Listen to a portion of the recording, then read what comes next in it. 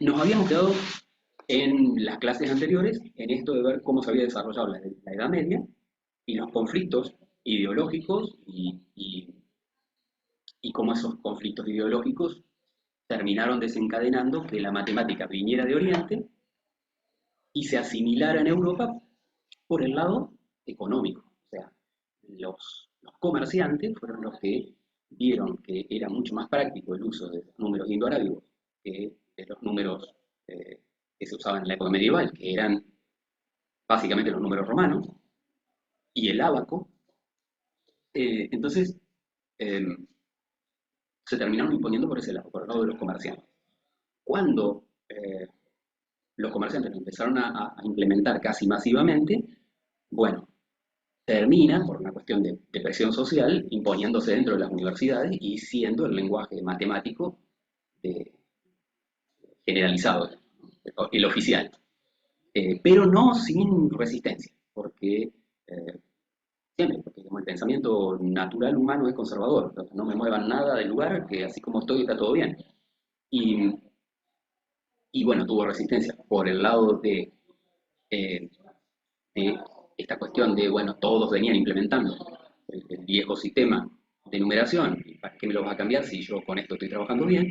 Y por el otro lado, porque el que lo introduce más fuertemente es Fibonacci, y Fibonacci tiene un perfil filosófico muy ocultista, muy oriental, muy de esta versión holística, pero donde la matemática es un factor predictivo de la naturaleza, y si vos hablas de predecir la naturaleza, es decir, Dios no es omnipotente, porque no puede tomar decisiones por fuera de la ley.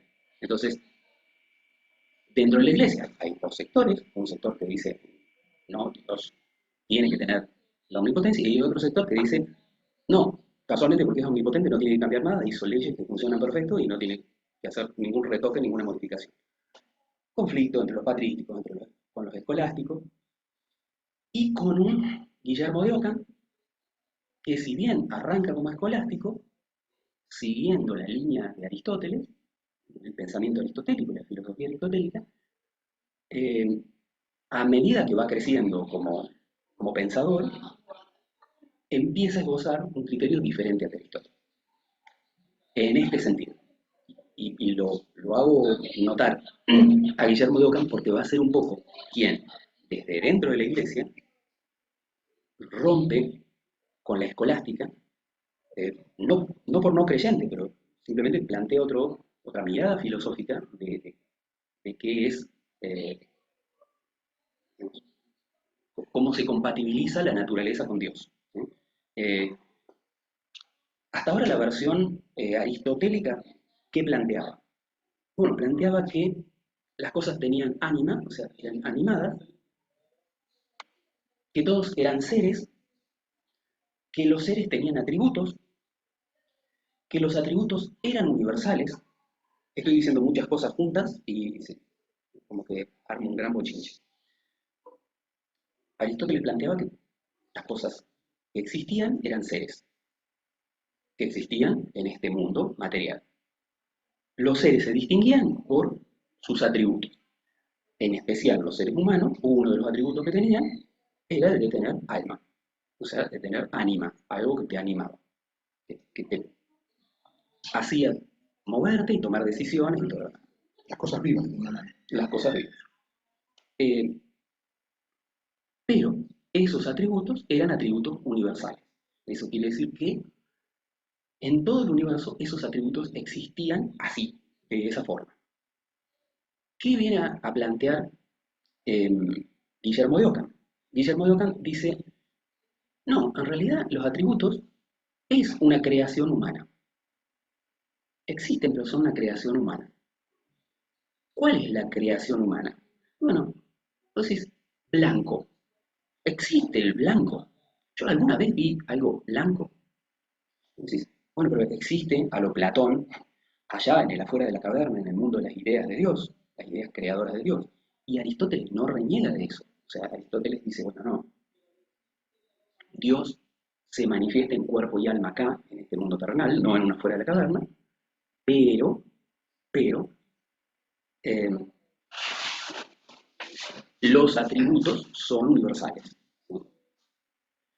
Eh, Perdón, entonces para él, por ejemplo, el blanco no existía antes de que existieran los hombres en este proceso de esa historia evolutiva.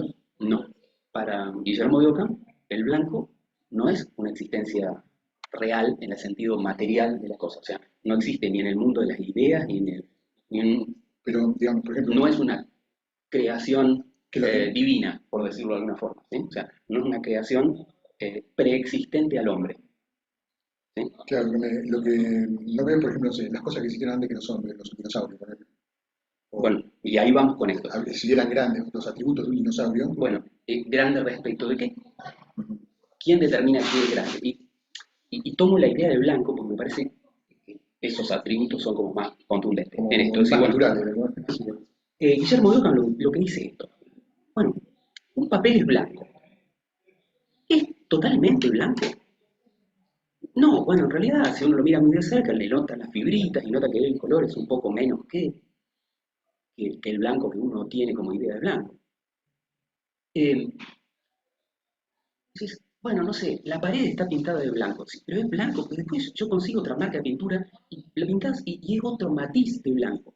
Vos decís, bueno, no, pero yo logro con en laboratorio mezclar todas las ondas de luz hasta lograr el blanco, pero lo lograste exacto, o sea, no habrá un fotón de sombra de alguno de los colores que... Entonces, el blanco como tal existe. Lo que Guillermo Lucan dice es, bueno, en realidad el atributo blanco es una idea, es una palabrita que le ponemos nosotros a esa idea. Idea que surge de ir haciendo una nómina, una lista de cosas que tienen en apariencia ese atributo. Y después de una larga nómina, vos sacás como idea, como concepto, el nombre de ese atributo, blanco. Pero nunca te encontraste con algo blanco, blanco en un 100% estricto. Eh, a mí me gusta un poema de una canción, de Drexler, que dice, lo más blanco que hay es la primera vez que vi nieve. Y está bueno en el sentido de decir, no es la nieve, es esa sensación de que eso es el blanco 100%, ¿no? Que después cuando empezás a acostumbrarte a ver nieve, tampoco la ves totalmente blanca. Pero es la primera vez, es el impacto de acercarte muchísimo al concepto de blanco, ¿sí?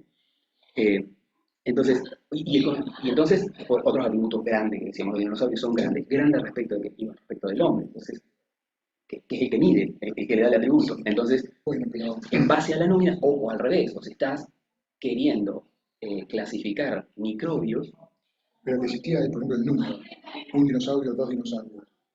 bueno, Eso, preexiste antes, bueno, eso no puede ser una idea. bueno, esa es un posicionamiento. Para esta corriente filosófica, los nominalistas, que así se van a llamar, por esto de hacer nómina, de hacer un listado, para los nominalistas, ¿el número qué es? Bueno, el número es un atributo que vos sacás después de operar con cantidades, de operar con cosas individuales y vas sacando de operar con esas cosas individuales, te va quedando el concepto abstracto del número. Esa cualidad de que esto que estoy observando esté relacionado con mi idea de uno o de dos o de cinco.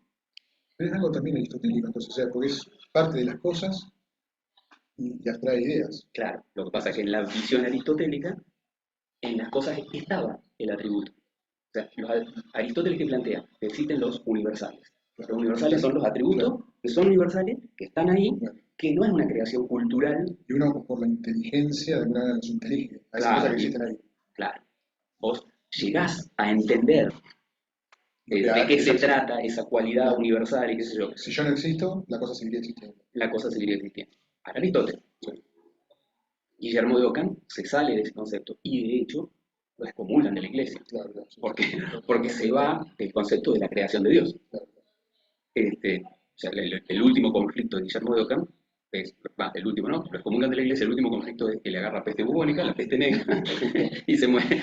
Pero digamos, Sí, A ver, ¿y por qué traigo esto a colación? Porque esta mirada que hace Ockham, es un poco el parteaguas, el salto que se va a producir en lo intelectual de la escolástica que teníamos en la Edad Media a una nueva mirada que va a haber durante la Edad Moderna, que es la de eh, empezar a pensar las cosas por fuera de la creación, ¿sí?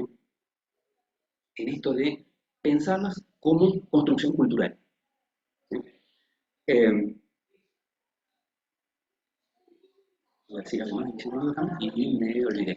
Y también me asociado también entonces con el empirismo, o sea, Ah, con necesariamente experimental, porque es a partir de las cosas. y entonces introduce este detalle, lo experimental. Aristóteles lo había dejado muy ahí en la puerta, porque Aristóteles planteó que las cosas estaban en este mundo material y por lo tanto vos podías chequear en el mundo material si las cosas eran así o no eran así. Podés llegar a la comprobación experimental. Pero Occam se fue un cachito más allá. Es decir, bueno, a ver, yo puedo lograr experimentar, pero lo que observo tiene un filtro que es el filtro cultural de los nombres, ¿sí? La nómina y las ideas que yo tomo para describirlo, Pero argumenta que las cosas no existen a menos, sin la cultura. a menos que, claro, uno lo experimente y por lo tanto lo filtre con la cultura. No las cosas materiales, sino los, las ideas de las cosas, ¿sí? Los nombres de las cosas, de clasificar las cosas. Las cosas existen por sí mismas, tienen las características que tienen. Cuando le aparecen características, cuando yo empiezo a hacer nominalismo y a clasificarlas. Entonces le doy esos atributos, le fijo características, le pongo nombre a las cosas. Esta idea, el nominalismo, también está dentro de la matemática. O sea, hay corrientes filosóficas matemáticas nominalistas. Digo, por eso lo traigo, porque si no parece que cuando hablamos de la visión filosófica del mundo, eh, bueno, la filosofía y la matemática se tienen que correr a un costado. En realidad, no me voy a cansar de decirlo, la matemática es un lenguaje. Cuando vos decís cosas con ese lenguaje, tomás posición. Entonces, hay un paralelo entre las corrientes filosóficas para describir la naturaleza y las corrientes filosóficas para hablar con un lenguaje de descripción de la naturaleza como es la matemática. Por ejemplo, ¿qué corrientes matemáticas son nominalistas o afines al nominalismo?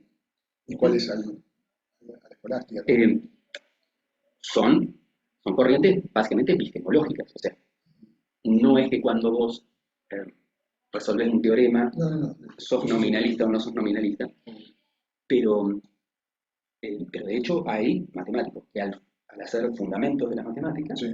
la fundamentan desde este criterio, del nominalismo. Es decir, bueno, el 2 no existe, el 2 aparece porque yo voy encontrando muchas eh, cosas con un cierto parecido y cuando me doy cuenta de ese cierto parecido, le pongo el nombre de 2 a la cualidad de poder hacer un isomorfismo entre mis 2 dedos y las 2 sillas que tengo ahí enfrente y las 2 personas que están sentadas arriba de la silla.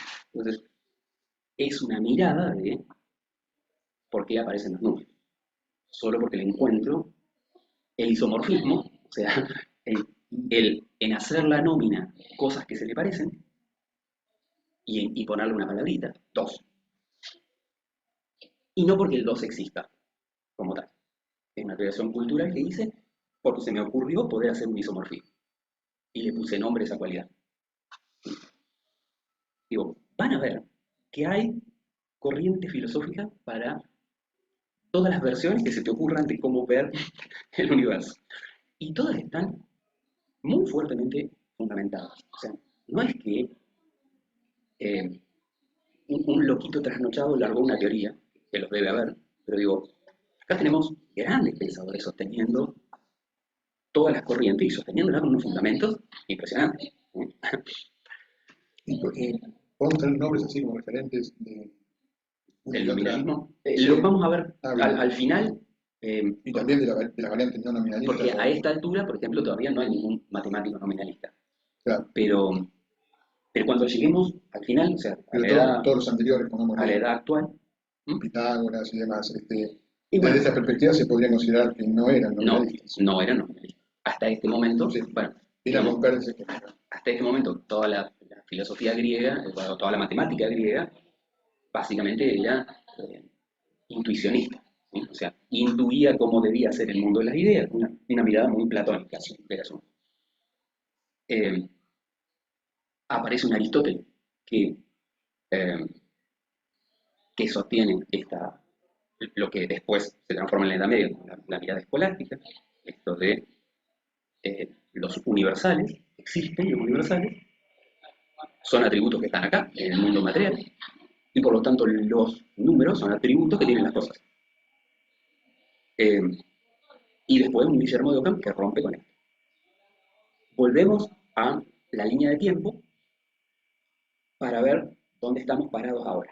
Pasamos por la Edad Media que arranca cuando cae el Imperio Romano y que termina cuando, después de las cruzadas y el cristianismo se gana enemigos con los templarios, después de la peste negra, que la iglesia no da respuestas, o sea, dice esto es la ira de Dios, pero a la gente común no le soluciona nada con saber que es la ira de Dios, porque rezan y se mueren, porque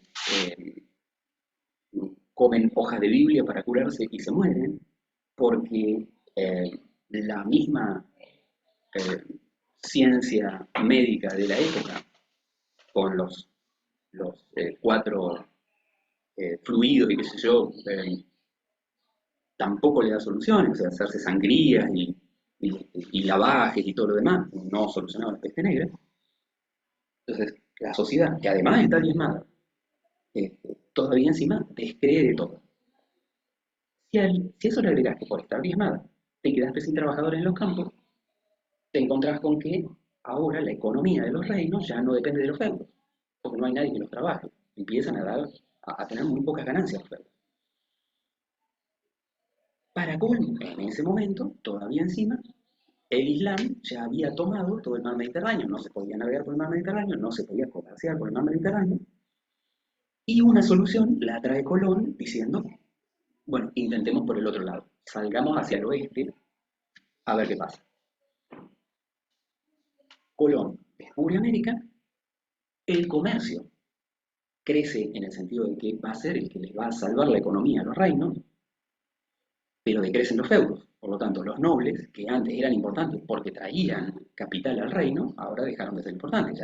Empiezan a ser durante esta nueva era, la edad moderna, empiezan a ser una carga para el rey. O sea, empieza a tener que mantener, darles favores y todo lo demás a un montón de nobles que ya no producían. Y por el otro lado, con una iglesia que antes le funcionaba como un, un socio, la iglesia digo como institución, que funcionaba como un socio a la hora de gobernar, porque lograba contener los descontentos de las masas y todo lo demás, ahora la iglesia perdió muchísimo poder.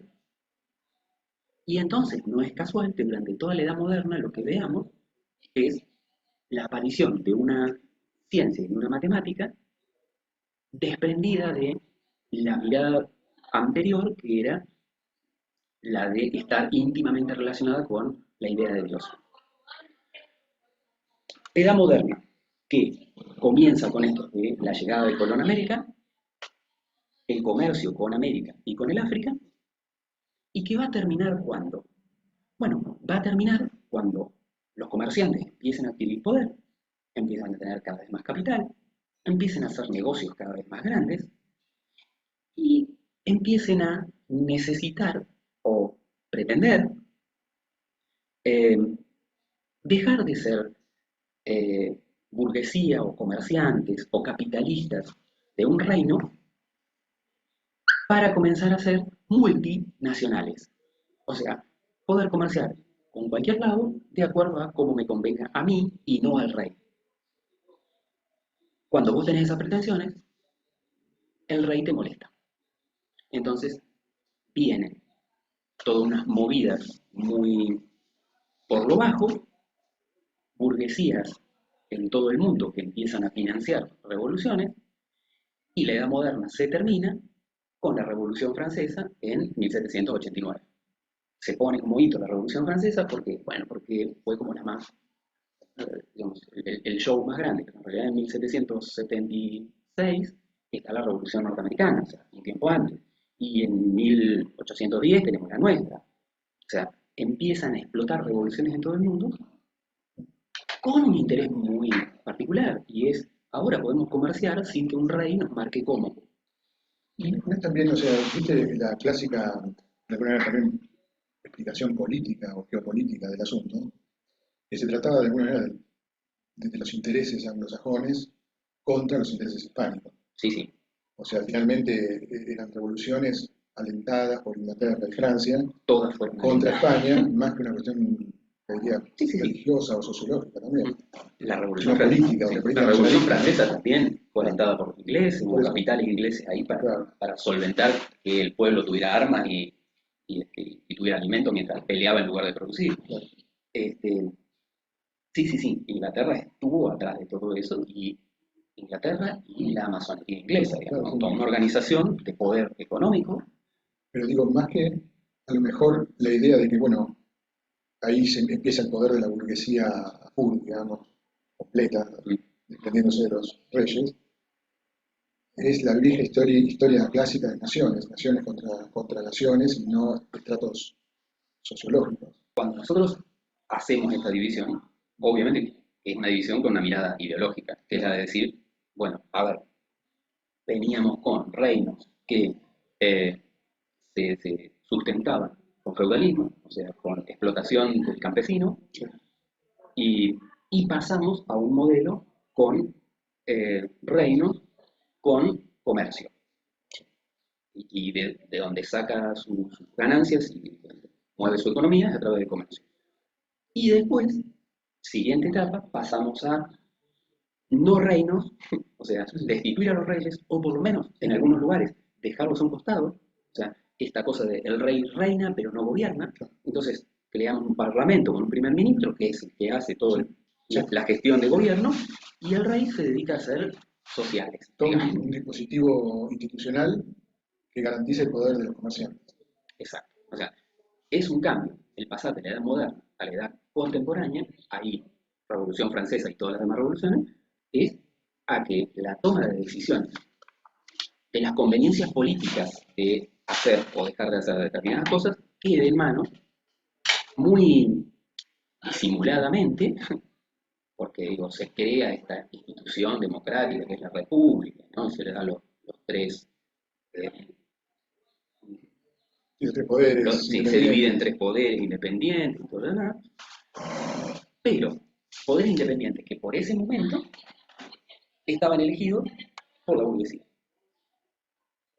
¿Quién podía llegar a presidente? Y llegaba a presidente alguien que Sí, tuviera el suficiente capital como para mover todo un sistema de propaganda, claro. digamos, en el momento en que se pusieron. Y tenían un objetivo muy claro. El objetivo muy claro era, bueno, ahora gobernamos los ricos. Este, entonces, sí, fue funcional a eso. Hasta el 1916, digo, Sí. en Argentina, tuvo que venir una revolución armada del pueblo en las calles, peleándose con la policía, para que se pudiera hacer, para que se pudiera aprobar por presión una ley que permitiera que la gente votara en un cuarto oscuro. Porque si no, vos ibas a votar, te sacaban la libreta y te decían, bueno, listo, vos ya votaste por fulanito. Que sean varones. Y además era la mitad de la población, los varones, las mujeres no. Y eso llevó a que todos los gobiernos, todos los presidentes que se pusieran hasta ese año en que se permite la elección en cuarto oscuro, todos los presidentes fueran de la burguesía. Y no hubo golpe de estados, ¿eh? No hubo eh, milicos intentando entrar en el poder, nada por el estilo. Nadie se quejaba, salvo el pueblo que estaba hambriado, 90% del pueblo. Pero Los eso, que hicieron esa movida son los que se comenzaron a llamar a partir de ahí el Partido Radical. Radicales porque eran radicales. La idea que tenían era cosas se hacen así o así, punto. Y si no, salimos a la calle y nos baleamos entre todos. Todos estos cambios que hemos tenido desde ese modelo de la Revolución de Mayo, de la Revolución Francesa, de la Revolución Norteamericana, a la fecha, es una pelea por tratar de, los unos por tratar de hacer más democrático y más gobierno del pueblo, y los otros por tratar de que siga siendo el gobierno de la burguesía. Así que, después de tanto palabrería, lo que vamos a mirar ahora en este momento es Edad Moderna, que es Colón descubre América, la burguesía empieza a tener más poder y más toma de decisiones en los reinos, hasta el momento en que la burguesía dice, peguémosle una patada a los reyes, hagamos revoluciones e instauramos un modelo que nos sirva a nosotros. Dicho esto, la línea de tiempo siempre tiene mucha cantidad de datos, que es difícil encararlos así de primera, pero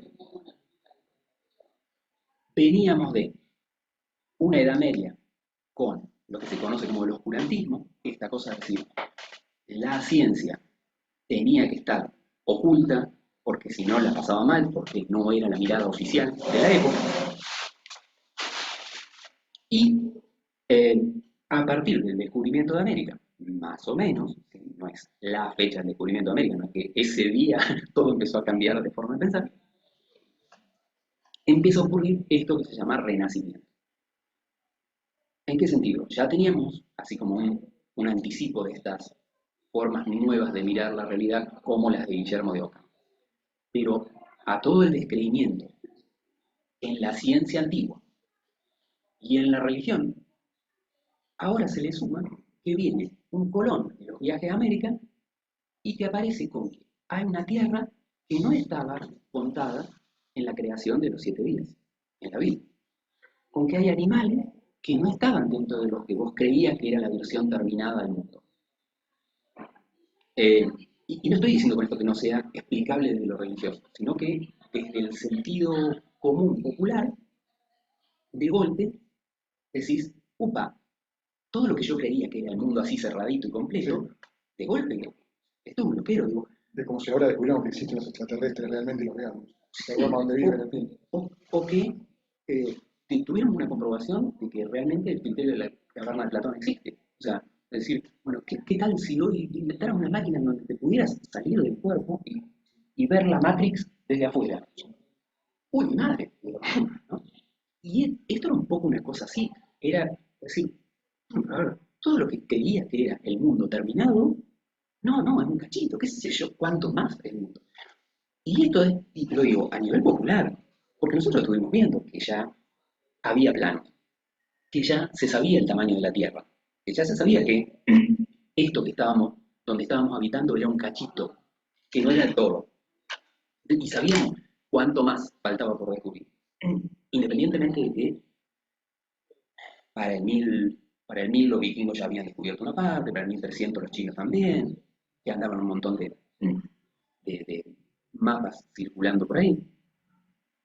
Pero digo, a nivel popular fue muy fuerte esto. ¿Qué marcó? Y bueno, marcó un descrédito a la religión que implicaba para el rey empezar a que la religión no fuera un factor de presión para su toma de decisiones, ni que tampoco le sirviera, le fuera funcional a la hora de convencer al pueblo, porque ya los convencía menos. Entonces, ese acuerdo político que había para la funcionalidad se empieza a desmoronar.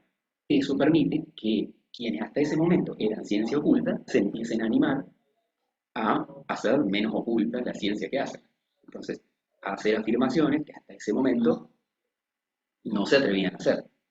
Pero eso es en el mundo anglosajón, porque en el mundo hispánico, de alguna manera se reconoce, bueno, que todos los indígenas son criaturas, son hijos de Dios, o sea, son hijos de Diego, son parte de la creación. Empieza toda la explicación encuadrada en la noción bíblica tradicional de todo lo nuevo, todo lo Sí, descubierto, finalmente, como siempre, sobre, consistente con claro, nada rupturista de alguna manera. sobre los indígenas sí, pero en el medio, Y la perspectiva de digo, Isabel la Católica, ¿no? independientemente de las posturas de, de las peleas internas dentro de la religión al respecto, pero por ejemplo, una cosa que por conveniencia se toma la versión que más conviene Sí. de todas las discusiones, es el negro no tiene alma, es un animalito. ¿Por qué? Y porque si yo no tomaba esa versión, no lo podía esclavizar. O sea, en esta etapa, la edad moderna, vuelve a aparecer la esclavitud, que se había terminado con la edad antigua, el sistema feudal dijo, no necesito esclavos, con siervos me alcanzan, ahora aparece la esclavitud. ¿Cómo qué aparece la esclavitud? Y como un negocio. O sea, ahora resulta que Colón viaja a América y mientras Colón hace esa jugada de decir, bueno, descubro un nuevo continente y me voy a parar a el Golfo de México y de ahí después los próximos navegantes empezar a hacer incursiones por toda América del Sur, eh, los portugueses, que era la otra potencia de la época, dicen, bueno, en un acuerdo que se había establecido, que el Papa tuvo que intervenir para que no se pelearan las naciones y qué sé yo, dice, bueno, nosotros recorremos la parte que nos toca, que es ir eh, dentro del Océano Atlántico hacia el lado este, no hacia el oeste. Entonces empiezan a recorrer, cosa que no habían hecho así institucionalmente, o sea, había marinos que habían pasado por todos esos territorios, pero hasta ese momento no lo habían pensado como una necesidad económica el explotar. Empiezan a recorrer de forma institucional toda el África, tratando de hacer negocios, llegar a la India por un camino mucho más largo que haberse metido por el Mediterráneo, que estaba ocupado por los árabes. Entonces, recorren todo el África. Claro, pero cuando recorren las costas del África dicen, ah, qué bueno, podemos sacar recursos naturales de acá, podemos sacar alimentos de acá, y además podemos sacar negros. Que si de paso le damos la característica de que los negros no tienen alma, podemos negociar con negros. Eso era Portugal, Eso es no Portugal, no España. España. De cualquier manera, a los fines prácticos de las negociaciones, y todos terminan como tapándose un ojo, porque, y bueno, porque, claro, porque, qué sé yo, en la colonia española del Río de la Plata, y también les conviene tener negros de esclavos. Entonces, digo, independientemente, por eso es que uno no puede hacer tajante las descripciones, porque vos tenés una discusión que es filosófica, Sí, sí, sí. ideológica, dentro de la cúpula, que además tenés varios tipos de miradas y que se pelean y qué sé yo. Después tenés una mirada en el caso de la religión, de los curas que están en los puestos directivos, digamos, de la iglesia, los obispos y todo lo demás. Y después tenés la bajada más terrenal, que es los curas de las parroquias, los que están en contacto con el pueblo, De las que, misiones. Sí. que tienen otra mirada totalmente diferente porque se encuentran con la realidad cara a cara, digamos, con el convivir con. Entonces, cuando vos querés hacer como un diagnóstico único del tema, y no, es mucho más complejo que el diagnóstico único, básicamente porque es más o menos como nos pasa a nosotros en la docencia. Vos decís, bueno, el ministerio tiene una mirada, los pedagogos que lo implementan tienen otra mirada, los directivos de la escuela tienen otra mirada, y finalmente nosotros que estamos frente a los pibes y a los padres dando respuestas, bueno, o sea, estamos a kilómetros de la idea primigenia del Ministerio de Educación. Entonces, es como una familia medio disfuncional y todos los organismos, todos los organismos que se quieren establecer tienen esta cosa, ¿no? Es una gran mezcla de gente que obviamente piensa en forma independiente. Claro. Entonces, nada, Porque aparece. median también relaciones de poder y dispositivos institucionales, administrativos. Sí, sí, sí, ni que hablar. Bueno, así que, ¿por qué razón Portugal toma la parte del África? ¿Por qué razón eh, Colón se va hasta el puerto de Palos para salir? Bueno, porque, entre comillas, ya tenía planos de con qué se iba a encontrar. Y se va al sector más abajo que puede ir, hasta el paralelo 26, desde 26 grados, que es el nivel más abajo que se puede ir, a partir del Tratado de Alcacoa en Toledo, que hace Portugal con España y dice, mirá, esta linita azul, de acá para abajo, Portugal, lo explota Portugal. De ahí para arriba, lo explota España. Entonces España se va al bordecito más abajo que puede para salir de ahí para buscar América. Pero después estaba la otra condición. Bueno, yo, España, descubrí América, que no se metan los portugueses. Y los portugueses que dicen, bueno, pero yo también tengo derecho de navegar hasta cierto punto. De nuevo, un nuevo tratado, el de Intercaetera, que surge como una bula papal, o sea, una decisión del Papa, previo acuerdo y todo lo demás, al año siguiente que Colón llega a América, este, que establece esa línea verde. Dice, bueno, hasta acá los portugueses, el resto lo explotan los españoles. Al año siguiente dicen, no, que es poquito, qué sé yo, siguen las discusiones y finalmente terminan definiéndolo con el Tratado de Tordesillas. El Tratado de Tordesillas estira la línea un cachitito más allá, la línea roja, ¿sí? Y eso hace que los portugueses se puedan instalar también en América. No es casual que Brasil tenga muchos negros, porque los portugueses explotaban el África, sacaban de ahí unos seres parecidos a los humanos, pero que no tenían alma, los esclavizaban y se los llevaban a su zona de explotación, todavía no colonia, pero su zona de explotación, la parte que le correspondía por el Tratado de Tordesillas. Y así es que finalmente termina Brasil con esta mezcla de pigmentos de piel, ¿no? E Inglaterra, dueño de los mares. En Inglaterra, hasta ese momento Inglaterra no era una gran potencia. O sea, tenía influencias, tenía cierto poder, Jugaba, pero los que jugaban, digamos, en la, lo político. en lo político y todo lo demás, pero las potencias eran España y Portugal. ¿Dónde empieza a ser potencia Inglaterra? Bueno, Inglaterra empieza a ser potencia a partir de que les da libertades a algunos marinos, o sea, mira para otro lado, entre comillas, con algunos marinos, para que sean corsarios, piratas, y a todos los barcos que de Portugal y España, España. de Portugal y España, en especial de España, los ataquen en el camino y se lleven todo el oro, es decir, todas las riquezas que se traen de América.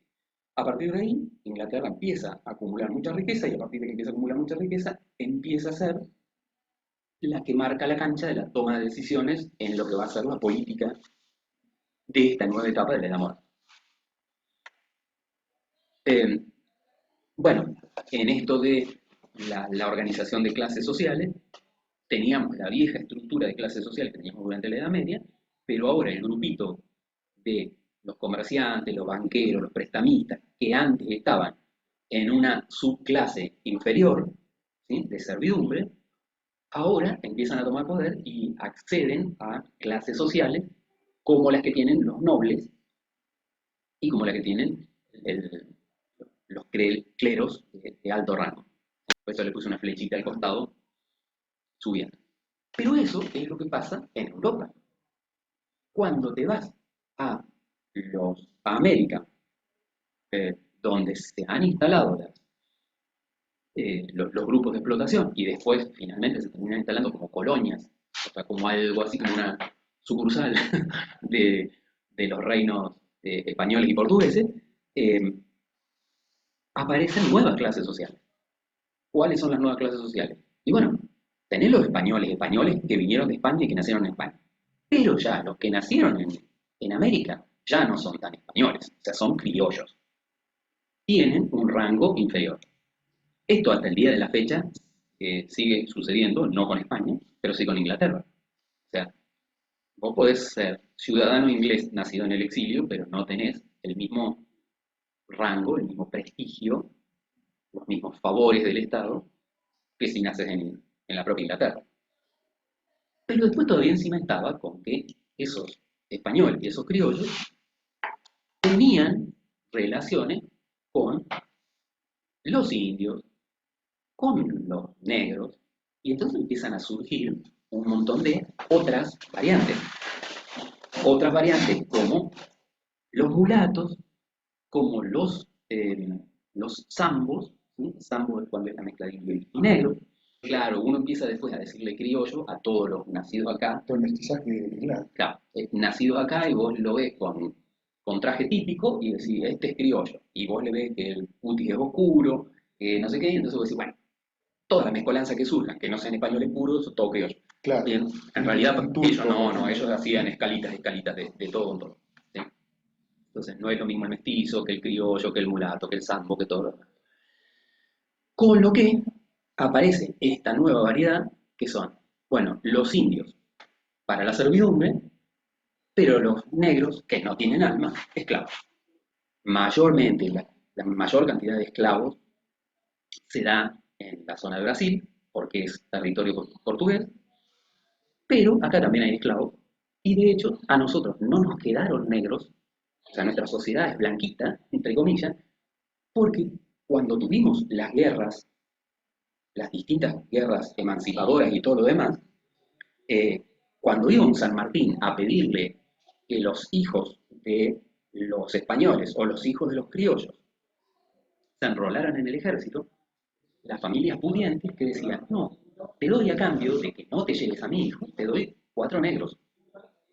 Entonces, un San Martín o cualquier ejército que armabas en Argentina, lo armabas básicamente con negros.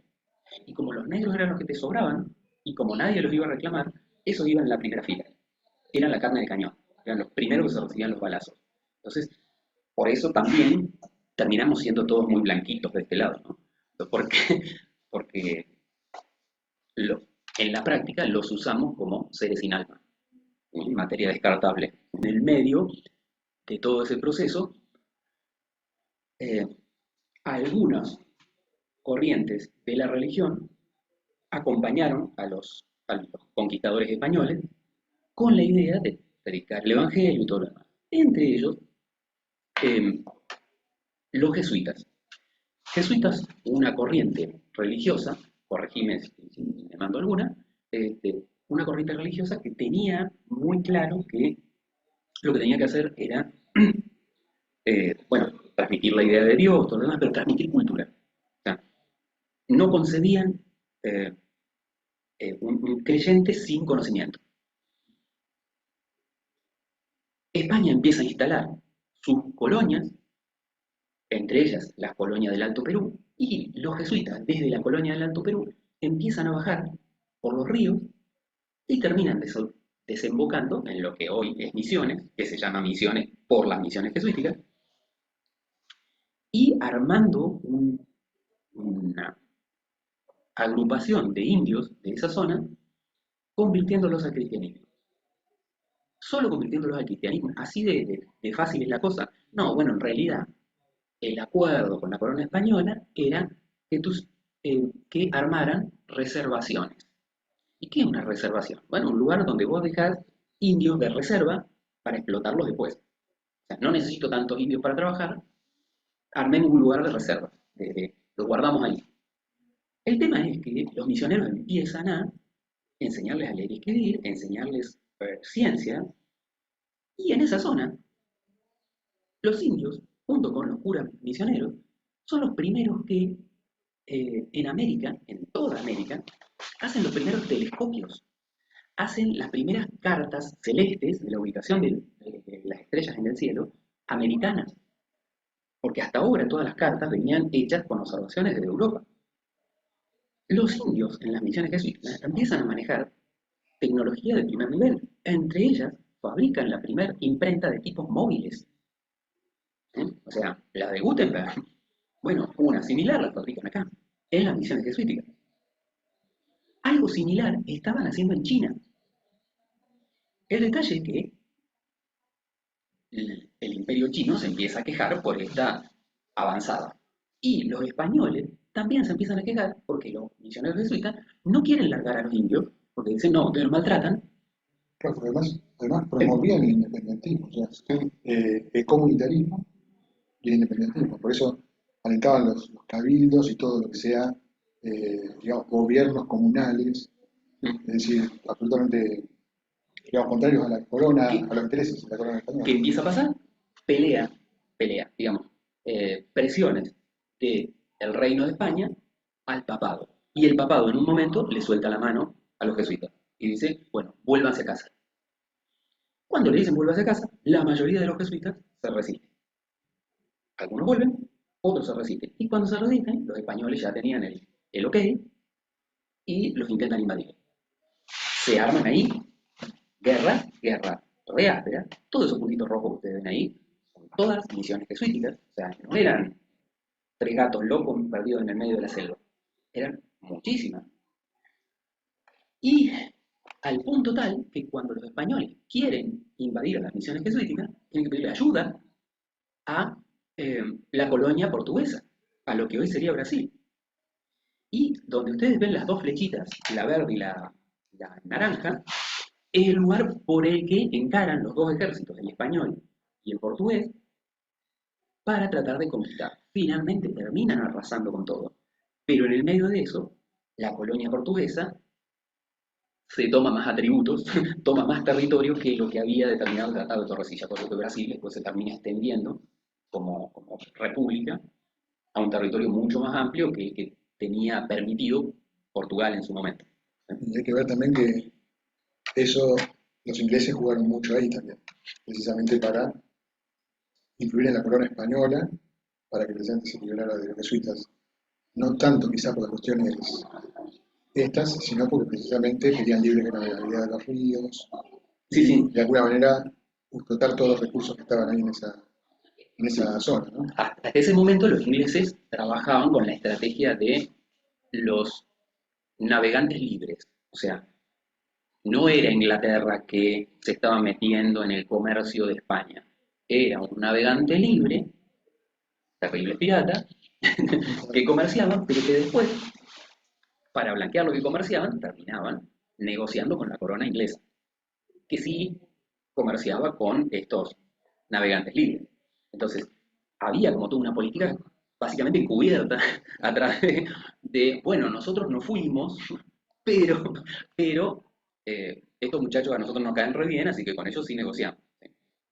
¿Cómo termina todo eso? Bueno, esto es lo que quedó de las misiones jesuíticas. O sea, terribles estructuras y de eso quedó en la que más quedó. O sea, estas son las fotos donde vos ves algo. Eh, hay otros asentamientos de misiones jesuíticas donde tenés algunas piedras tiradas en el suelo, sino piedra sobre piedra no encontrás nada. Pero en Córdoba, por ejemplo, Bueno, no existe. Pero Córdoba ya fue más adentro, digo, y Córdoba eh, se, en vez de ser invadida, fue, digamos, re- reasimilada por otra corriente del catolicismo, porque después Sí, vinieron dominicos, sí, los dominicos, parece. los Eh, franciscanos. Entonces, Pero, pero digamos, zafaron. no destruyeron nada, todo lo contrario. No, no, por eso, Las universidades y por demás, eso, siguió pero todo tuvo un enfoque, sí. otra estructura, básicamente porque además Córdoba tenía mucha llegada de la colonia del Río de la Plata. O sea, ya era una continuidad social, no era lo mismo que estos que estaban metidos en el medio de la selva Pero, y que armaban una sociedad aparte, ¿no? pero también dentro de este análisis, por ejemplo, te digo, es Córdoba era mediterránea, no había ríos, Mm. y esto estaba en Mesopotamia, lleno de ríos por todos lados. Y ya te digo, el interés de la corona española súbitamente en deshacerse de los jesuitas, no que los habían alentado, y que esto de que eran comunitaristas y demás, eso es lo que seguramente sabrían, es porque influyeron en el rey, bueno, todas las movidas de corte que hicieron acá en el momento, los ingleses. O sea, el rey es el que pide, el rey, que era más inglés que español en ese momento, Mm. es el que pide al Papa, o que intercede presidente con el Papa para que los expulse. Ahora, llamativamente solo de las zonas de interés inglés.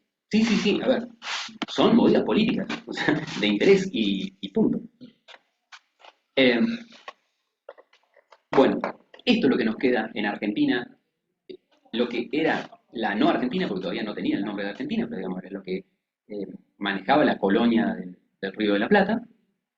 Por eso es que Córdoba tenía, digamos, como otro carácter diferente y otro tratamiento diferente en el medio de todo esto. Cuando destruyen las misiones jesuíticas, esa imprenta de tipos móviles, la avanzada tecnológica de América, se la llevan para Buenos Aires, para la colonia del Río de la Plata. Esa imprenta de tipos móviles va a parar a la casa de los niños expósitos. ¿Quiénes eran los niños expósitos? Se les llamaba niños expósitos por expuestos, porque eran nenes que eran abandonados en las puertas de las iglesias, porque eran hijos de situaciones clandestinas, que en esa época no se podían dar. ¿Sí? Entonces, los dejaban, los abandonaban ahí, obviamente eran de cutis blanco, porque el resto de la familia no tenía problema con eso, era cómo blanqueamos relaciones no permitidas dentro de la sociedad con este, digamos, situaciones de parejas no casadas, con, qué sé yo, con indios, con lo que sea, y entonces iban a parar ahí. Los niños expósitos eran niños abandonados, hijos naturales, y en ese lugar estaba la imprenta. Esa imprenta, en la casa de los niños expósitos, fue la que imprimió las tarjetas de invitación para las familias patricias, españolas y criollas para el Cabildo Abierto. O sea, miren las vueltas que da todo, Ahora, toda la historia. ¿qué lugar y por qué ahí? ¿Por qué mandaron a esa casa una imprenta de... Porque les tenían que dar algún tipo de actividad laboral. A los chicos, Y claro. los chicos ahí trabajaban. O sea, no era que estás ahí nada Sí, más. sí. Esto es un detalle, eh, pero, pero digo, es un semblanteo de cosas que fueron pasando y cómo fue habiendo durante la Edad Moderna un quiebre respecto de la Edad Antigua. Los modelos de las cárceles durante la Edad Media eran cárceles de piedra, tenías una puerta con una rejillita así por donde te pasaban, a ras de piso, por donde te pasaban la comida, y una ventana que también era una cosita de 30 por 30 para que te entrara algo de luz. Y nada más. Qué piadoso. Qué piadoso. Y se enteraban de que vos ya estabas muerto porque empezabas a largar olor, porque nadie chequeaba, digamos, básicamente porque ibas a la cárcel, o porque desafiabas las leyes de la religión, y en tal caso, en general, te juzgaba la Santa Inquisición, y si no, porque desafiabas las leyes del rey, en cuyo caso eh, juzgaba o el rey o uno de sus encargados. este, Ibas a la cárcel y la idea de la cárcel era no molestes. Entonces, te meto dentro de un lugar cerrado y no me importa qué pasa con vos a partir de ahí. O sea, te doy de comer porque sería muy, muy, muy inhumano no darte de comer, nada más. ¿Qué empieza a pasar durante la Edad Moderna? Durante la Edad Moderna, la idea es negocio, explotación, trabajo. Durante la Edad Moderna y después en la contemporánea, o sea, lo que va a seguir después de la Revolución, es, a mí no me sirve alguien ocioso adentro de una cárcel. Yo necesito que ese que ahora está ocioso trabaje, porque si no, a mí, Estado, me representa un gasto. Pero además de que necesito que trabaje, como además tiene que tener tiempo de descanso, necesito poderlo controlar. De que no esté haciendo en tu tiempo de descanso algo que a mí me interesa. Que haga. Ya que le doy la libertad de salir a algún lugar para que trabaje, para mí o para el Estado, esto de que ande saliendo y entrando y qué sé yo, hace que a mí me resulte peligroso las cosas que puede estar haciendo dentro de su calabozo. Entonces, a partir de ahí, las paredes de los calabozos empiezan a ser transparentes. A partir de ahí es donde se empieza a implementar lo de los barrotes, para que haya una pared transparente desde la que te puedan observar los guardias. Pero además de eso, tener un guardia recorriendo todo y observando a cada uno, implica poner muchos guardias. Entonces, es mucho dinero, es desperdicio de dinero. La estrategia va a ser poner una torre al medio y todas las celdas en derredor de esa torre, y entonces va a haber un solo vigía, un solo guardia controlando a todas las celdas transparentes y observando a todos. Pero además, ese guardia no se tiene que ver, porque si el guardia está distraído, a vos, como preso, te tiene que quedar la duda de si no te está observando. Entonces, ese sistema es lo que se va a conocer después como panóptico. Pan significa todos, óptico, todo observado. Y es el modelo que empieza a generarse a partir de esto de cambiar del modelo de el rey decidiendo todo, riquezas de el, el trabajo de los feudos, los que están en contra los encierro y no me importa, a un criterio de ahora me deja de importar si respetan al rey o no respetan al rey, o si respetan la religión o no respetan la religión. Me preocupa más si respetan el trabajar o no trabajar y la propiedad privada. Entonces, el cambio de estrategia es, ahora, yo los mando a la cárcel por robar, no por injuriar al rey o a la religión, O por vagar, o por vaguear. o por pagar porque no están trabajando. Entonces, empieza un criterio de las necesidades burguesas, la propiedad privada y el trabajo. Y este concepto del panóptico, o sea, de observarlos a todos, se traslada también a la organización de la sociedad. Entonces, ya no es solamente el ejército para defender al rey, ahora va a ser el policía, o sea, un representante de la ley en las calles. ¿Para qué? Para defender la propiedad privada. Hay un cambio muy grueso en la zona. Esto lo van a encontrar muy bien, muy a fondo, en todos los libros de Michel Foucault. Foucault se encarga de analizar básicamente esto, cómo el poder de época influye en la organización de la sociedad y cómo de última todos estamos siendo controlados por el poder. Y bueno, y finalmente crece la burguesía, crece la masonería como esta organización entre los burgueses, los científicos que hasta ahora se mantenían en lo oculto y todo lo demás, eh, y digamos, las clases altas en general, no, no nobles, y ahí voy a hacer una aclaración al respecto, eh, a todo eso que se acumulaba dentro de lo que se llama la masonería, y en un momento deciden esta cosa, es decir, saquémonos de encima al rey, porque lo que planteaba el rey era, solamente se puede hacer comercio si se hace con un criterio de mercantilismo. ¿Qué es el mercantilismo? Negociamos con otro lugar, con quien sea, siempre que el otro me pague a mí en oro. Si yo tengo que pagar en oro a otro, no negociamos. Si el otro no puede pagar en oro, haremos trueque de producto por producto, siempre que los productos que yo le dé sean los que me sobran. Entonces, todos esos condicionantes del mercantilismo hacían que el comerciante, el burgués, que venía subiendo en categoría, cada vez manejaba más plata, que tenía los bancos, que era prestamista, que ya se estaba copando todo el control económico de la sociedad, dice, bueno, yo si sigo con este mercantilismo, no puedo negociar con quien se me antoja si me conviene. Entonces lo que tengo que hacer es deshacerme del mercantilismo, como el que me marca que tiene que ser mercantilismo es el rey, tengo que deshacerme del rey. Ahí es cuando vienen las revoluciones, ¿eh? Y es donde termina la Edad Moderna para empezar a ser Edad Contemporánea. Para el momento de la Revolución Francesa, en Francia solamente había 1005 logias declaradas, o sea, 1005 agrupaciones masonas, ¿sí?, constituidas y juramentadas y secretas y todo lo demás. Había 75.000 adeptos masones, 75.000. Digo, era un número para esa época. No hablábamos de millones de habitantes en esa época. Entre esos estaba Montesquieu, estaba Danton, que después lo vamos a ver que aparece dentro de los eh, pensadores posteriores,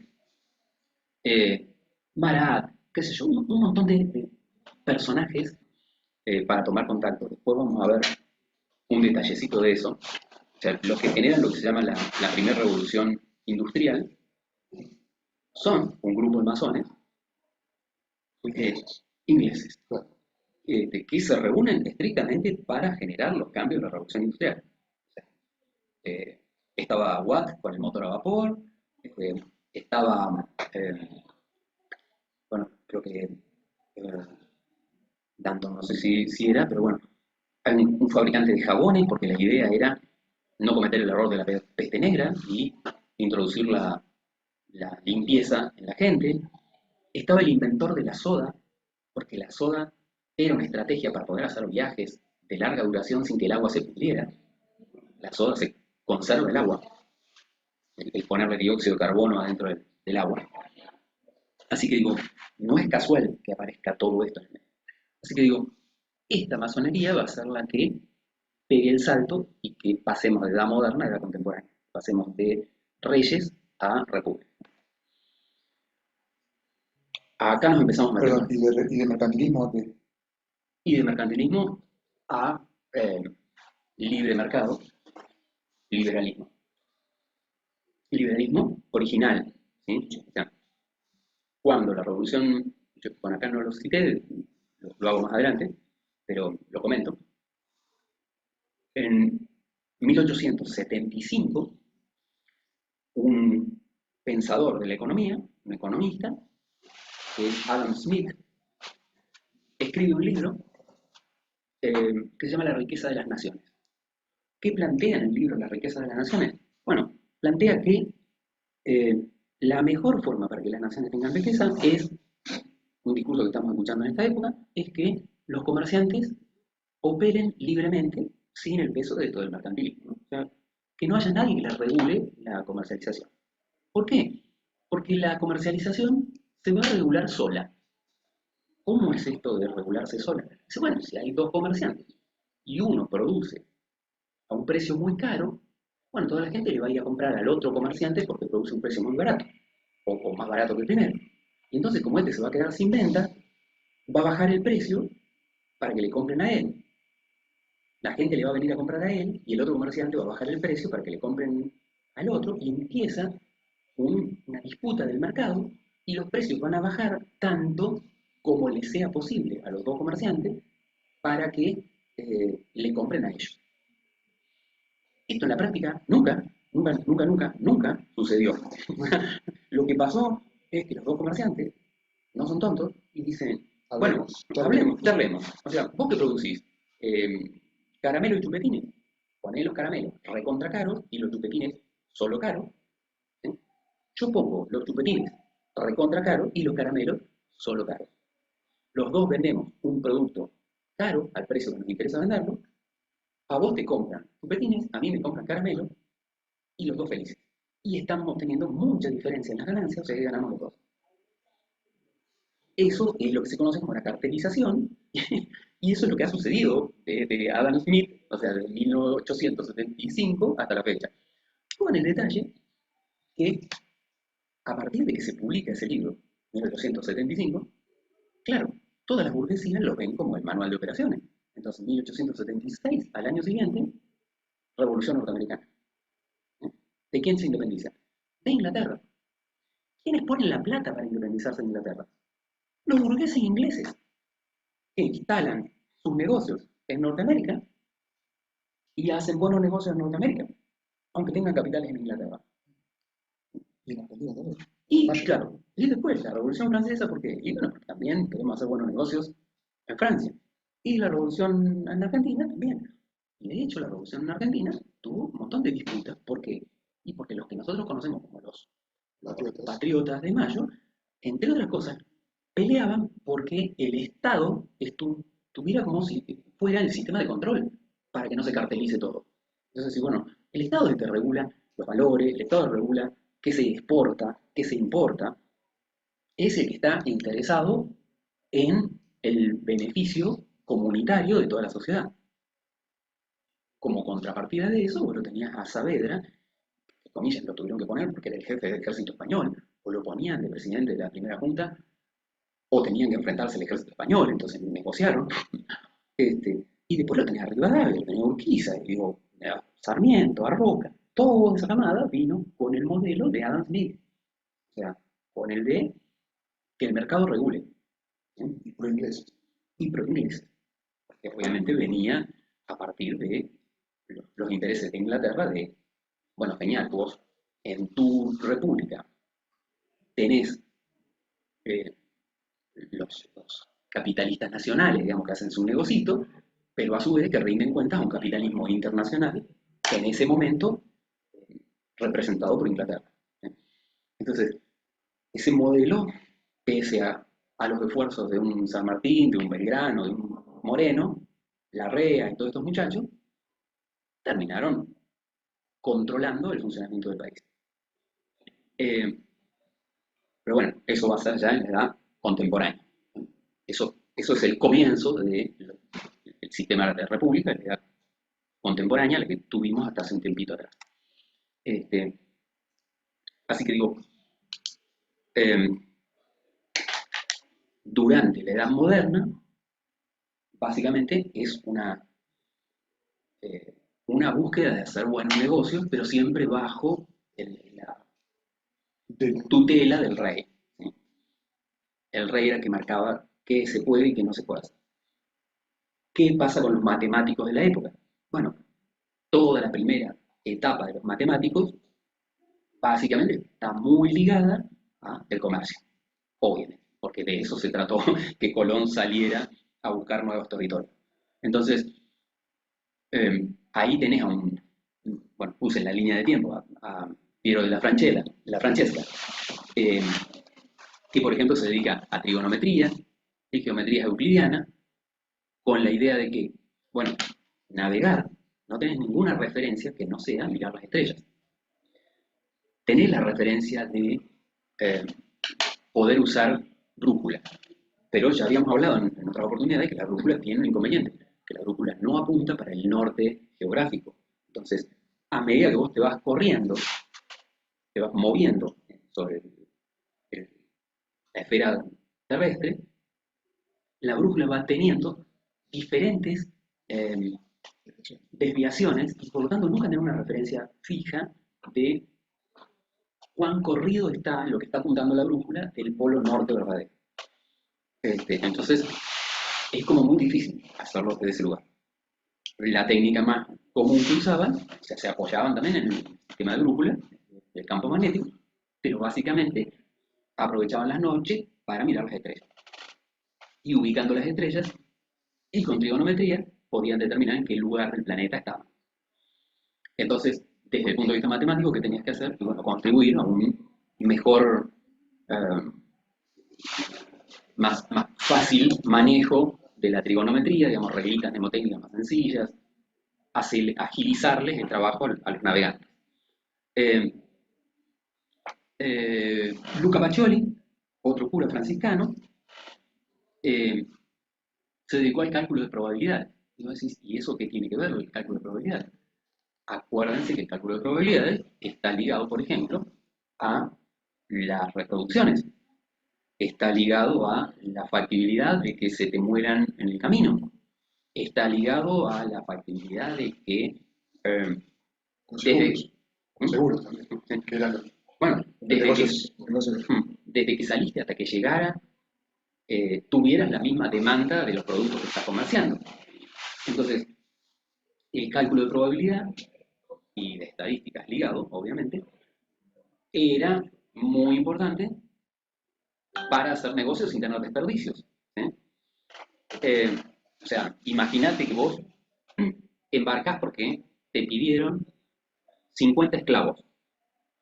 Metiste los 50 esclavos en en el fondo del barco donde llevas toda la carga, los tiraste ahí adentro, les tirás comida por la reja desde arriba y los dejás.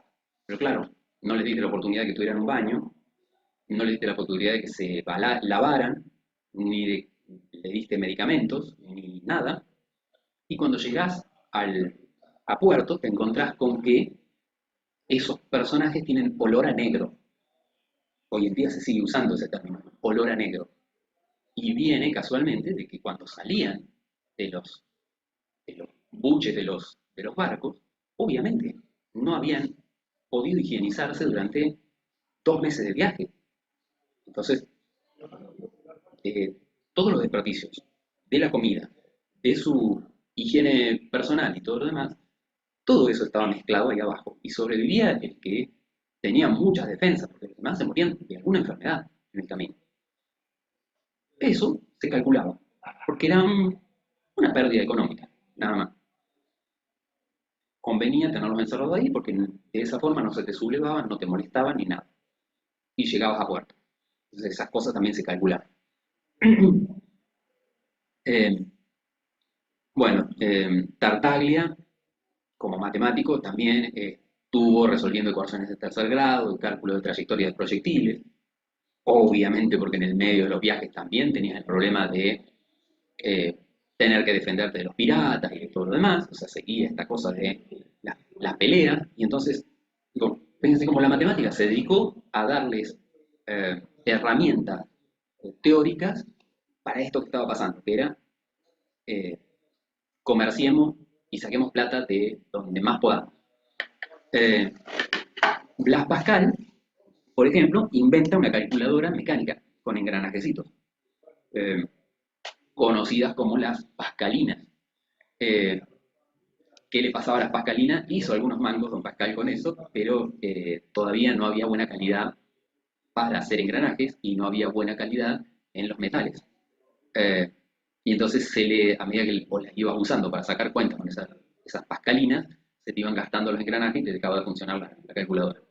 Y además porque le aparecieron, no eran argentinos, pero aparecieron los que le fabricaban pascalinas truchas y las vendían a precio más barato. Entonces, bueno, empieza toda una movida de la matemática, obviamente, porque el matemático es un tipo que vive en una sociedad y que tiene que hacerse de un sueldo y sobrevivir, todo al servicio de lo que daba plata, el comercio. Alguno con suerte tenía oportunidad de ejercer dentro de una universidad. Y entonces, más o menos te podías dedicar a estudiar algo más teórico sin que tuviera necesariamente que ver con matemática aplicada. ¿Sí? Entonces le decía, básicamente los matemáticos se dedicaron a solucionar estos problemas que comenzaba a tener la burguesía, ahora que tenía que hacer viajes muy largos y por mares, o sea, por lugares donde no tenías eh, muchas estrategias para guiarte más que un buen manejo de la trigonometría. Eh, ya en 1200 había entrado los números indoarábigos y para el 1450 más o menos, 1500, eh, Johannes Whitman, me cuesta mucho pronunciar en inglés, eh, escribe un libro sobre la aritmética mercantilista. O sea, fíjense que toda la matemática estaba orientada hacia el mercantilismo. ¿Sí? La aritmética que ibas a necesitar para poder sacar cuentas para hacer negocios. En ese libro introduce por primera vez como simbolitos de la adición y la sustitución, de la suma y la resta, los que tenemos hoy en día. ¿Sí? Ahí yo les dejé un original de cómo escribía Don Whitman. Fíjense que el signo menos es una raya larga, larga, larga, ¿no? Después se va a cortar en la práctica. Pero el tema es que muy poca gente lee el libro de Whitman. Lo que va a suceder pocos años después es que Adam Ries, un alemán, docente de matemática, muy apasionado por escribir libros didácticos de matemática para sus alumnos, toma la simbología de Whitman y la introduce en todos sus libros. Adam Ries es en Alemania como el matemático, como si lo dijera Paenza acá, ¿no? Pues mencionas el apellido y ya sabes que estás hablando de el matemático, ¿no? A tal punto que hasta el día de hoy, cuando los alemanes quieren decir que algo es exacto, te dicen 25 Ries, para decir 25 hecho como la matemática, la mejor matemática, ¿no? Pero perdón, entonces los árabes no tenían el signo más y el menos para las No operaciones. esa simbología. No me preguntes cuál era la Wow, simbología, pero no la escribían así. pero no, narraban mucho. O sea, ponían algo 3 numérico más 5 o y 3 entonces más. después te aclaraban que si a esto le agregabas esto otro y el resultado de él y te ponían otro número. ¿Sí? ¿No? El ir incorporando estas estructuras de operación y la simbología para la operación llevó un tiempazo. ¿Sí? Fíjate que de 1200 estamos hablando ya 1450, casi 1500, y recién nos ponemos de acuerdo en el signo más y menos.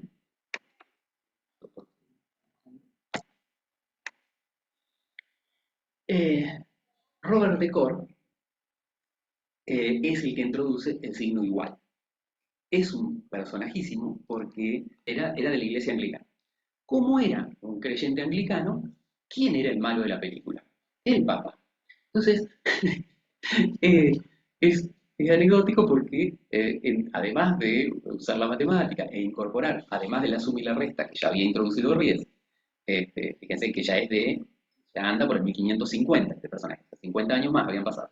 Además de introducir esa simbología y agregar el símbolo igual, igual con la representación de dos paralelas, o sea, de algo que se mantiene sin que nunca se toquen, o sea, la permanencia, el simbolismo del igual. Este, Además de eso, hace todos unos cálculos terribles sobre la Biblia que demuestran que el Papa era el anticristo. Bueno, ahora hay gente que no hace cálculo y también dice lo mismo. Que el Papa era el anticristo y que iba a llegar el fin del mundo, no sé para qué fecha cercana. O sea, eh, no me acuerdo la fecha exacta, pero supongamos que en el 1556, supongamos. Él está vivo por el 1556. Ocurre el evento y el fin del mundo no ocurre y la gente se gasta toda la plata creyendo en lo que había dicho el gran matemático y, y toman decisiones totalmente locas a causa de que iba a llegar el fin del mundo. Que el fin del mundo no llegó, la gente lo quiso linchar, terminó en la cárcel, este, por una cuestión de, además de las matemáticas, del fanatismo. El que incorpora la raíz cuadrada eh, es Christoph Rudolph.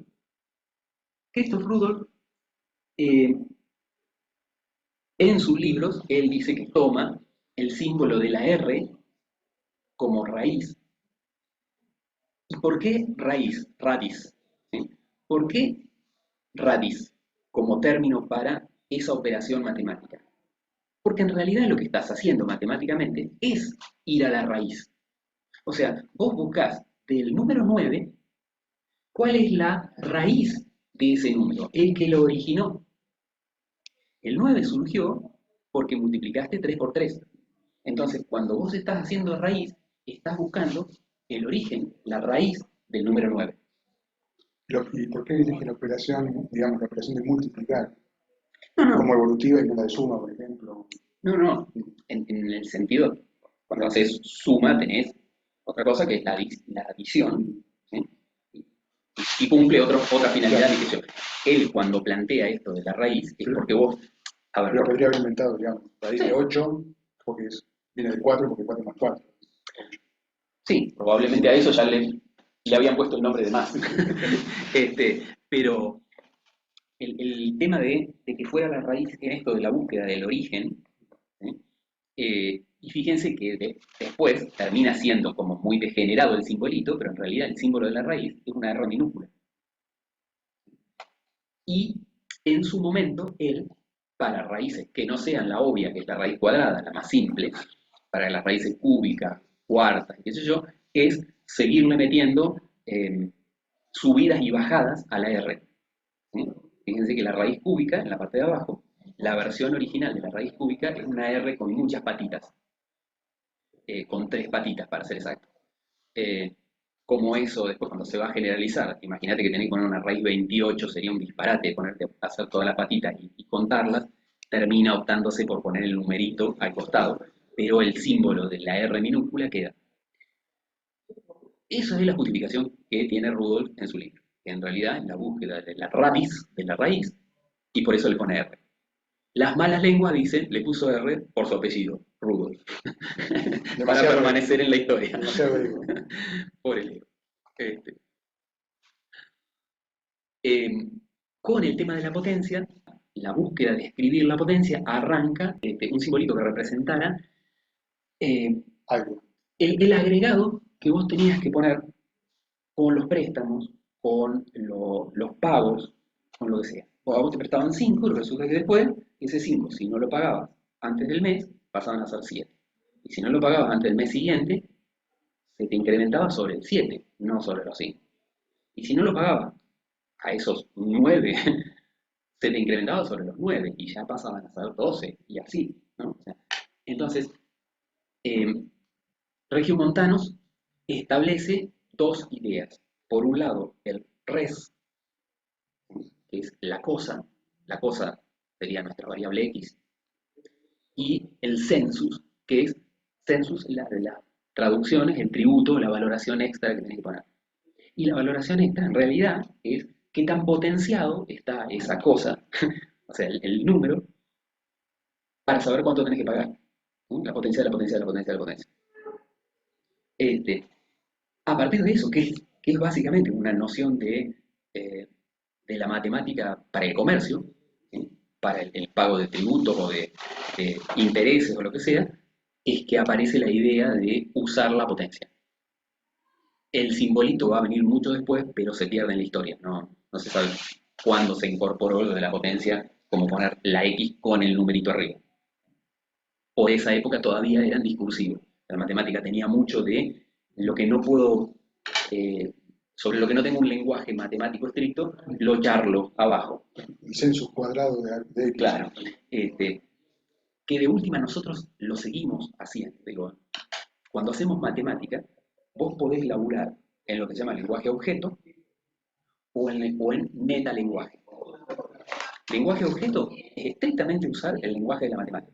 Pero cuando vos usas estrictamente el lenguaje de la matemática, salvo que el otro matemático que está leyendo sepa dónde querés ir a parar, sepa de qué estás hablando con esas variables, qué representan esas variables, sobre qué criterio, qué sé yo. A vos, el lenguaje objeto o el lenguaje de la matemática puro, salvo que tengas mucha información previa, No te dice nada. determinada, o sea, vos ves que el mecanismo con el que operás está bien, pero no sabes qué estás diciendo, o sea, qué estás tratando de decir. Entonces, normalmente nosotros recurrimos a lo que se llama un metalenguaje. Un metalenguaje es un lenguaje de segundo nivel, que es el que habla sobre el lenguaje de la matemática. Entonces decís, como tal cosa implica tal otra, qué sé yo, entonces explicás por qué vas a hacer el paso siguiente. Suponiendo que X es una variable en el tipo, entonces, o sea, haces un montón de declaraciones escritas en metalenguaje. En esa época, el uso del metalenguaje era mucho más necesario porque además no estaba creado el lenguaje objeto. Eh, Profe, sí, ¿y en qué momento como que se analizó de que la potencia y la raíz iban más o menos de la mano, por decirlo de alguna manera? Porque, o sea, vos en el colegio lo enseñás así. O sea, primero enseñás potencia, después te vas a la radicación y como que sí, surgieron al revés, pareciera. eh, surgieron como necesidades operatorias, ¿sí? Bien, Y en función de eso después empezaron a ver que eran propiedades inversas. Pero fíjate que nosotros en la escuela sí enseñamos a la raíz como inversa de la potencia, pero en el mismo momento que estamos enseñando eso, podríamos estar incorporando el enseñar el logaritmo como inversa de la potencia. ¿Sí? Porque en realidad sí, también. son las dos posibles inversas, digamos. Si vos lo pensás como caja negra, vos decís, yo tengo un operador acá en donde por un lado entras con X, por el otro entras con y por el otro lado obtenés el resultado Z. ¿Y la inversa cuál sería? Ah, bueno, entrar con Z. ¿Con Z y con qué? Si entras con Z y con I, tenés logaritmo, obtenés el valor de X. Si entras con Z y con X, tenés el valor de la potencia. ¿Sí? Entonces, tenés dos opciones de inversa, de ir a contramano. Y uno normalmente, digo, cuando lo enseñas en secundaria, y lo del logaritmo lo dejas para más adelante porque es como más complejo en abstracción. Además pareciera Pero que digo, es contemporáneo, ¿no? yo, Rudolf de Regiomontano. Porque eh, Rudolf cuando... claro, Rudolf está en Ah, no, 1500 y es un poco pico, posterior, sí. Pensé que es estaba... posterior a Regiomontano. Tendría que haber puesto potencia primero, para seguir una secuencia histórica. Este, pero todo ocurre por ahí, o sea, entre el 1004 y pico y el 1550 se empiezan a definir cosas porque se empieza a hacer mucha matemática, digamos, explota la matemática, el álgebra básicamente. Eh, Mientras eso pasaba con el álgebra, eh, empieza a aparecer también la descripción de las figuras geométricas, empieza a aparecer, se empieza a rescatar, porque no nos olvidemos que durante toda esta etapa estamos en un periodo de rescate de la matemática indoarábiga y la griega. ¿Sí? Toda esta etapa se va a llamar Renacimiento, ¿sí? Va a ser una etapa renacentista porque se va a hacer un renacimiento de los conocimientos que ya se tenían. ¿Qué, se va, ¿Qué le van a agregar? Y bueno, le van a agregar más formalismo, le van a agregar una nomenclatura más generalizada, esto de ponernos de acuerdo en cómo decir que es el símbolo de suma, de resta, de igualdad y todo lo demás. Y en el caso de Luca Pacioli, eh, empieza a establecer proporciones en las figuras geométricas y a hacer el renacimiento de todas las previsiones que habían hecho los griegos con un álgebra mucho más eh, restringida, porque no tenían los números indoarábicos.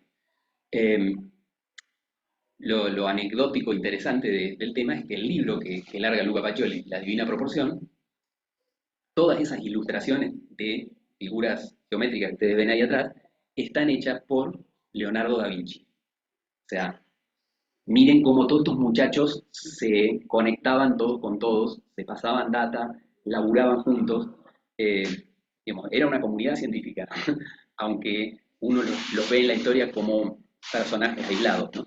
Eh, y obviamente esta movida de las figuras geométricas es porque andaban con toda la mirada mística de encontrar proporciones divinas en la naturaleza para explicar la lógica de Dios para construir la naturaleza. O sea, se sigue sin abandonar la creencia religiosa a través de esto. Digo, el pensar que Dios estableció la armonía en toda la estructura. De hecho, en ciencias naturales todavía no estaba Darwin.